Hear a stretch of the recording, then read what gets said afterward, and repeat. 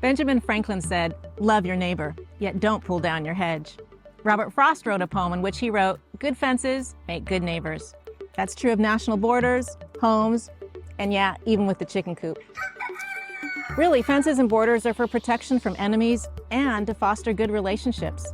Boundaries exist not to be impenetrable, not to promote isolation and alienation. They're supposed to be a place of connectivity. Your gut has a border, and it's an extremely important one. We don't realize how much the intestinal border affects overall health until something goes wrong. Join us today as we discuss intestinal border crossing.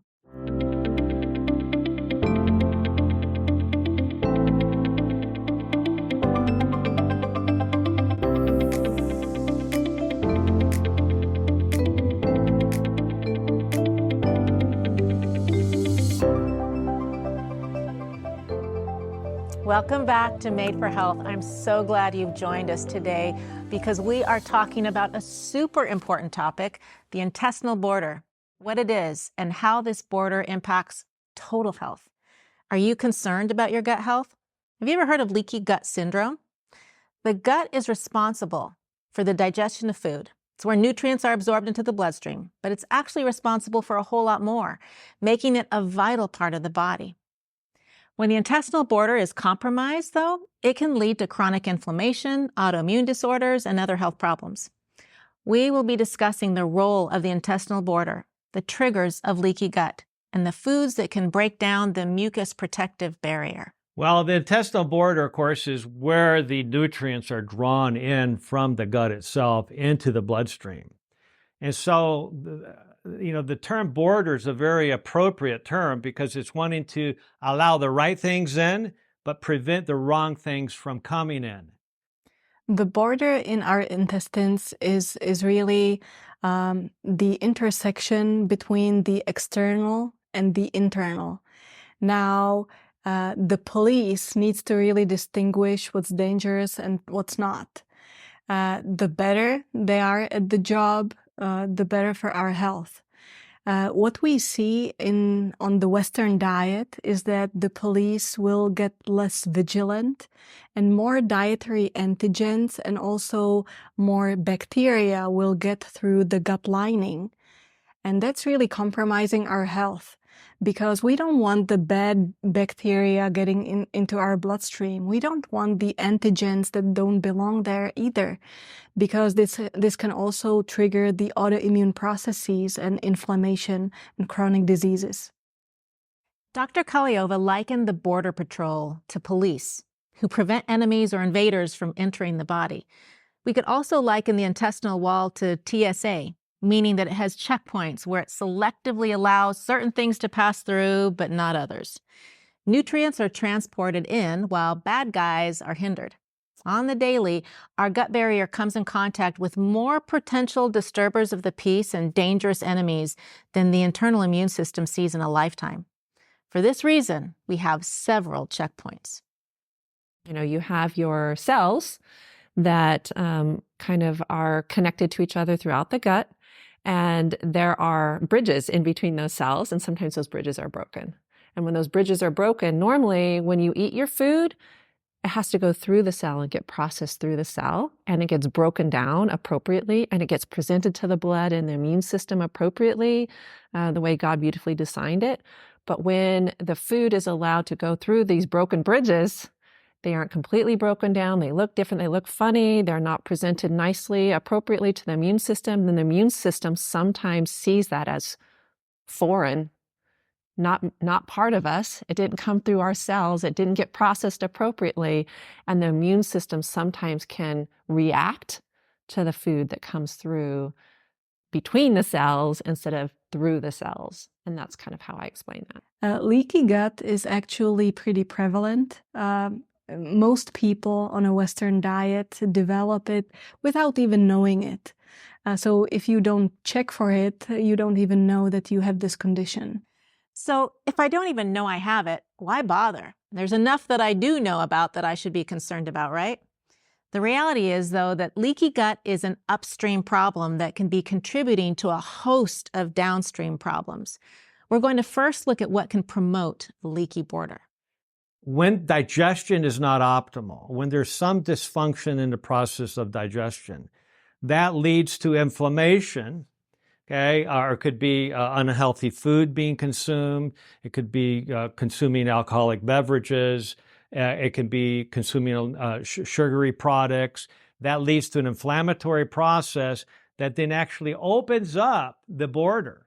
Literally, it opens up, and we refer to it as increased intestinal permeability, oftentimes referred to as leaky gut syndrome.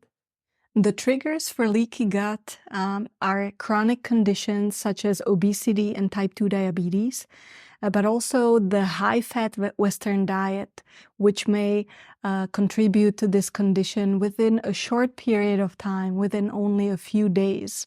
The lipopolysaccharide concentrations will increase in the bloodstream within only a few days on a Western diet.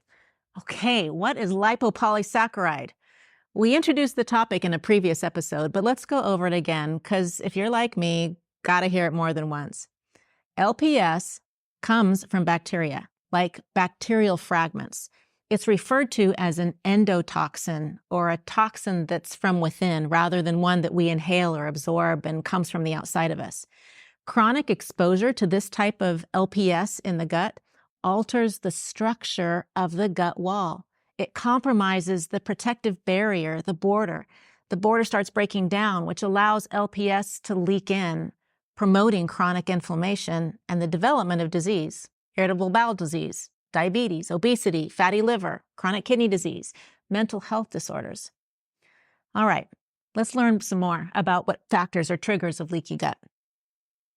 Other things that can cause significant damage to the intestinal border are toxins of any kind, whether they're environmental toxins from glyphosate, from herbicides and pesticides, or other industrial toxins that are just in our water. That's why I always recommend that when we consume water for cooking or drinking, that it be filtered through a good filtration system to limit the exposure to toxins, because toxins are everywhere.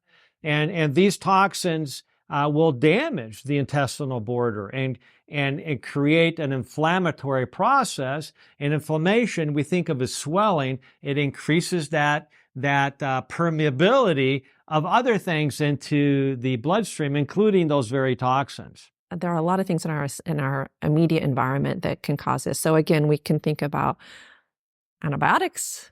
Antibiotics also kill a lot of our healthy microbiome, but they also can help break down the gut barrier and break those bridges. Steroids, aspirin, or a category called NSAIDs. So like your ibuprofen, your Advil, Aleve, all of those can cause it. And how many people are taking these daily? Yep. Mm-hmm. So I think medications and stress are two big ones. We see this a lot in the pain clinic. As I mentioned before, we have a lot of patients on opioid pain medications, and the opioid pain medications affect the gut, and ultimately these patients will develop leaky gut syndrome. And a consequence of leaky gut syndrome is a picture of chronic inflammation.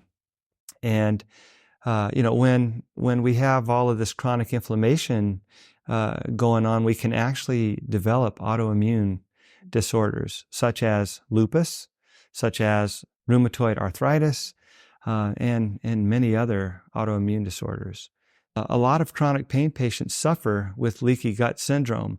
Many of my patients are on opioid pain medications, and one of the side effects of opioids, unfortunately, is to slow down the gut, slows down motility in the gut. And as a result, you can have a backup of bacteria from the large intestine into the small intestine. And that's a condition we call SIBO, small intestinal bacterial overgrowth. And when that happens, the microbiome becomes disturbed. And as a result, the tight junctions between the cells in our bowel, which is really only one layer thick, those tight junctions between those cells become leaky. And therefore, food particles and toxins and things that would normally not pass through the bowel wall can get in our bloodstream. And when things get into our bloodstream that are not supposed to be there, our immune system reacts against it. Our immune system, our white blood cells, our antibodies realize that, hey, there's something here that's not supposed to be here. Let's get rid of it. And so the antibodies bind to these food particles and create complexes. And then the complexes can then become deposited in places such as our joints, our muscles, and all sorts of tissues. And that sets off a picture of chronic inflammation in those tissues. And therefore, we develop pain everywhere. Are you saying that when I have a knee problem, when I have pain in my knee, it's not just a knee problem? Yes. So that's exactly what I'm saying. When you have a knee problem, it's not just a knee problem. It's pain. It's pain and inflammation. So yeah, you do have bone on bone. And so your body is having a hyperinflammatory reaction that's causing pain. If you can take the inflammation away, now the pain is gone and you can manage and do okay with the same bone on bone x-ray looking exactly the same. And so we don't understand, and we don't even begin to understand as physicians, the role that inflammation plays in pain, especially musculoskeletal pain, and how taking the NSAIDs to try to manage that is the worst thing you can do, because now you're destroying the gut too. Wow. My guess is that literally all of us have some kind of pain reliever at home. So I had to have her clarify and restate what she just shared. Yeah, for sure. And then, if you do it for a short period of time for a very specific reason, the odds of you creating long-term damage is much less. But yes, the chronic use that definitely can create problems. But I'll come back to this. A lot of people are using the NSAIDs for musculoskeletal pain. I have knee pain, my knees hurt or whatever. And what we find is, they'll go and they'll get an x-ray done and they'll say, oh, my cartilage is damaged and, it's bone on bone and this and that. And I have the pain and I have to have this. And, if you could actually stop the pro-inflammatory foods, you can actually reduce the pain, can completely go away. The x-ray looks the same. The pain is gone. You don't need the NSAIDs because you've changed your diet to be anti-inflammatory instead of pro-inflammatory. And you've just used food as medicine. You've eliminated the need to damage your gut. And now you're golden. I think that is so important for us to understand. By reducing inflammation with lifestyle interventions, there is the incredible potential that we can still have bone on bone, yet not need anti-inflammatory medications because the inflammation's gone. Because when you think about it, anything that weakens the border is going to lead to even more inflammation. Not having a healthy diet allows the gut to have reduced. We have in the gut something called our mucus layer, which actually kind of helps protect the gut and give a buffer for it. And so different foods that we eat kind of break down that mucus layer, and we lose some of that protection and allow some of the other nutrients to get into the area where the bridges can get broken. And so I think of just nutrition in general. I got to pause here. This is such valuable information. Remember, one of the border checkpoints is a mucus layer in the small intestine and a 2-layer mucus film lining the large intestine. This mucus layer protects the wall of the intestines. It protects it from contact with intruding microbes or any troublemaker. The mucus also behaves like an intestinal cleaner, removing debris and bacteria, flushing them down so we can excrete them. A healthy mucus layer protects the immune system by reducing its exposure to allergy-triggering molecules that would set off a host of symptoms. So in this way, it acts like a first-line defense, an immunological defense against possible harmful compounds. Because remember, 70% of your immune system is stationed right on the other side of this very thin intestinal wall. And if your immune system saw everything in your gut, it would probably go nuts. So the mucus keeps some things away, like harmful intruders and external toxins, so they can end up in the toilet instead of your body. It also protects your gut cells from your body's own digestive acids and enzymes. But it also transports beneficial travelers to the cell wall. This mucus layer is so important to a healthy gut. Different factors have been found to break down or degrade the mucus layer, like eating a low-fiber diet. When fiber's in short supply, the bacteria have to resort to something else as their fuel source, and they can start breaking down the mucus itself. The mucus layer can be broken down by different things like low-fiber, high-fat diet, food additives, meat glues, additives like emulsifiers that are found in common foods like ready-made puddings, mini store-bought ice creams, coffee creamers, where you've got to keep the fat and the water mixed together into creaminess. Meat glue, which is added to meat products to hold food like fake crab and chicken nuggets together. And food sensitivities are another factor that's been associated with the breakdown of the border. People have gut issues, they are sick. What we see frequently with leaky gut problems is we see food sensitivities. And with food sensitivities, what happens is if you have a sensitivity to a food, you tend to cause inflammation. And the gut will only expand so much before you start getting leakage around the one cell. And that leakage then makes you more susceptible to food sensitivities. We see this with pollen also. We don't address it that much with pollen, but frequently you will find, for instance, around here, when it's the cedar season and cedar's going crazy, people have more problems eating certain foods because it's related to the cedar. So in August, we have ragweed here in this county. And ragweed is in the same family as cantaloupe. And so I have certain patients, they can eat cantaloupe all year round, but in August, they can't eat it because the ragweed is irritating the gut, so they can't eat it. When it's the sweetest. Yes, and the old docs knew this.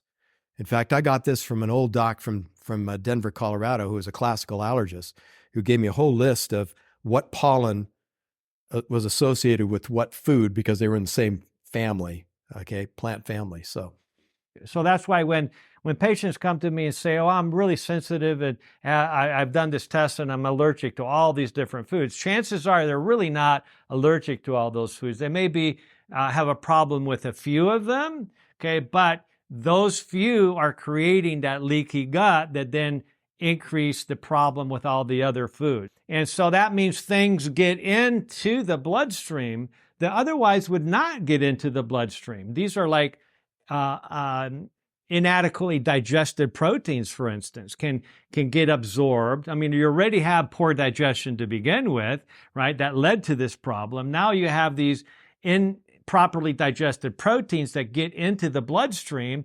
And now the immune system inside the bloodstream is going like, whoa, what is this? This is a biologically active substance that we don't want in our blood, in our body, and so it starts attacking it, and it starts creating, making antibodies against it. Now you can become sensitive or allergic to all kinds of things that otherwise you really wouldn't be sensitive to or allergic to. Sometimes people develop allergies or autoimmune conditions, and they're not really thinking about the secure border in the first place. These might be the first symptoms. Also, developing any chronic conditions can be the first symptoms. And the good news is that the treatment for the secure border is the same as for any other chronic conditions. Transitioning to a plant-based diet, to a whole food plant-based diet with enough physical exercise, also with incorporating intermittent fasting, those are the most powerful remedies for all these chronic conditions and for the secure border. If the border is not secure, this can be a cause of increased inflammation in our body and the development of insulin resistance down the road. If you're not familiar with insulin resistance, we have an episode coming up entirely on that topic. But this insulin resistance is the metabolic dysfunction that can be at the hub of diabetes or polycystic ovary syndrome or obesity or elevated cholesterol. But leaky gut can possibly be what's driving insulin resistance. Securing the border is important in preventing the development of all the chronic diseases, such as obesity and type 2 diabetes, cardiovascular disease, and cancer and autoimmune disease. We are what we eat. Okay, so we have in one side all these rich vegetables and fruits full of phytochemicals and antioxidants. And in the other hand, we have, the Dunkin' Donuts, the Kentucky Fried Chicken, and we have the McDonald's and all these food that are artificial and have no color.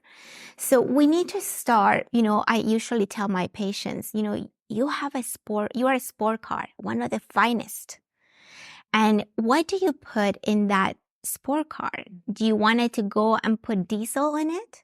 You're going to look at the manual and say, okay, I want to put the best oil and the best gas. So science has really shown us what the best fuel is for our bodies. And I know that people sometimes, my patients said, I'm so confused. I go into the internet and I get all sorts of things. Cheese is good, cheese is bad. And then coffee is good, coffee is bad. Alcohol is good. And they're all confused. So I usually said, it's true. 50 years ago, I had pictures of doctors, the ENT with those big, lamps, and nurses with these nice little caps saying that Marlboro was just the best. Cigarettes. The cigarettes. 50 years ago, doctors were promoting that. And for a long time, people got confused because the research didn't show any damage. No conclusiveness. It was neutral. And so people didn't know until they figured out who was sponsoring those trials. And they figured out that was actually the tobacco companies that were making those trials and getting those conclusions. Now we laugh at that today, but actually that's happening today with our food. Because the research of cheese and research of dairy, research of meat, they're all compromised when we know who is sponsoring them. One of the things that I give to my patients is a website called nutritionfacts.org. It's not sponsored by any pharmaceutical. It's not sponsored by any food.